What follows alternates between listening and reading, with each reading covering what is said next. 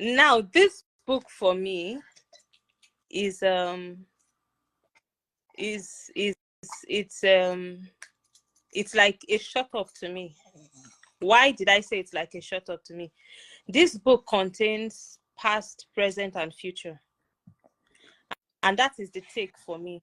So while reading this book, I saw a lot of my past in it. You know, the waiting season, and I saw my present now, which of course is still where you are going to. And it challenged me so much, because coming out to talk about where you are and what you see, I didn't see. You are seeing a picture of victory. I prayed for victory, but I didn't see the picture. But you have seen the picture. So it's something that it's humbling, and it's so powerful.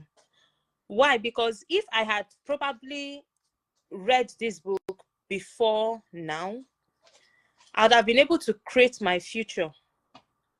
You know, Bible says that faith is what? The substance of things seen, the things that you're hoping to see. That's what this book displays. And I didn't, during my waiting period, I didn't see, while I wanted a breakthrough to have this baby, I didn't visualize it. You have visualized everything in this book, and it's so humbling, and that's what makes this book outstanding. That's what makes it powerful, and that's why I would recommend it, because everybody needs to create their future. I mean, that is faith in action. We read it, we talk about it, but how many of us do it? This is doing the faith. There's someone that I want to give this book to. She's also waiting, and each time I talk about it, she doesn't have a clue.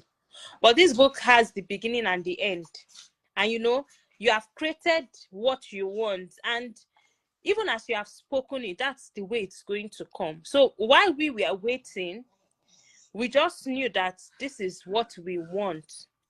But if we had created it the way you created your future here, my love, please, Dimon, I'm happy. If we had created it the way you know, if we had created our future the way you did create your future, I mean, maybe that's the learning point for me. That's one thing I'm drawing out of it. It's not easy for you to want something and then write it down the same way. I mean, this book has everything the Bible talks about: writing the vision, making it plain. It's here inside here, because everything is here as it's going to be. That is what's inside here. So if I had read this before now, I would have probably created my own future, you know, and by now I'll be living in what I had created. But I just knew that it stopped in, I just want to have a baby. Of course, I had a baby, but you know, creating that future of this is gives you hope. And the hope would have been stronger.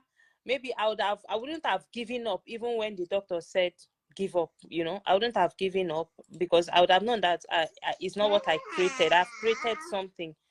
So that's the part of this book that, you know, keeps me thinking. There's so much. And another thing that this book told me is I lived in depression, because at some point along my journey, I couldn't go out, I couldn't associate with my peers.